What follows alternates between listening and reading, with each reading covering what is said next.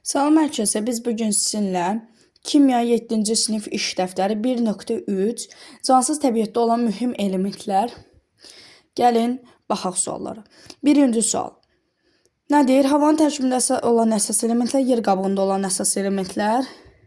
Ada deyir oksigen, alüminium, azot və silisium elementlərini eyler Venn diaqramı üzrə ayır. Oksigen hər ikisində olacaq. Sonra alüminium yer qabığında olacaq. Sonra nə verilib? Azot havanın tərkibində olacaq. Silisium isə yer qabığında olacaq. Sonra keçək bəy, hidrosfer əsasən hansı elementlərdən təşkil olunub? Fikrini əsaslandır. Hidrosfer əsasən oksigen və hidrogen elementlərindən ibarətdir. Keçək ki, atmosferin alt qatının tərkibi havadan təşkil olunur. Hava isə müxtəlif qazların qarşılığıdır. Havanı təşkil edən maddələri boşluqlara yaz. Karbon qazı, oksigen, helium, azot, sonra karbon qazı dedik, sonra nə ola bilər?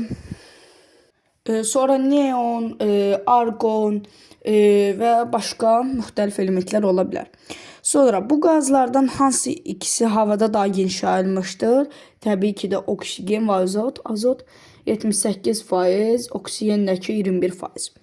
Keçək digərinə. Bu iki qazların hər biri canlılar üçün daha mühümdür. Fikrinizi əsaslanın. Bu iki qazların hansı biri? Oksigen tənəffüs zamanı, yəni oksigen ya da azot hansı daha mühümdür canlılar üçün? Oksigen təbii ki də tənəffüs zamanı istifadə olunan qazdır və tənəffüs zamanı canlılar oksigeni udurlar. Ona görə də oksigen lazımlıdır. Keçdik üçüncüyə.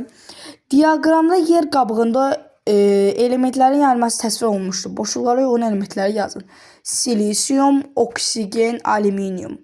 Baxın, niyə bura oksigen yazıq? Çünki oksigen daha çox yayılmış bir təbiətdə yer qabığında yayılmış elementdir. Ona görə də ora oksigen gedəcək. Oksigen 47%-dir.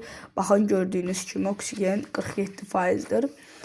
Sonra ora bura niyə silisium yazdıq? Çünki oksigenden sonra ən çox yayılan silisiumda 28%-dir. Sonra bura alüminium yazdıq. Çünki alüminiumda silisiumdan sonra ən çox yayılmış 8% idi. Keçək digərinə, deyir fikrini əsaslandır, elə fikrimizdə əsaslandırdıq. 4-də nə deyir? Canlı təbiəti təşkil edən əsas elementlər, cansız təbiət təşkil edən əsas, deməli, sxemə uyğun elementləri müəyyən canlı təbiəti təşkil edən və cansız təbiəti təşkil edən. Azot və oksigen, yəni ola bilər, məsələn, oksigen, məsələn, ola bilər, bəli. Sonra fikrini nümunələr üzərində izah et. Məsələn, canlı təbiət təşkil edən əsas elementlərdən oksigen. Oksigen canlı təbiətdə, məsələn, oksigen tənəffüs zamanı istifadə olunur, fotosintez zamanı istifadə olunur və s. Sağ olun dostlar, hələlik kanalıma abunə olub like atmağı unutmayın.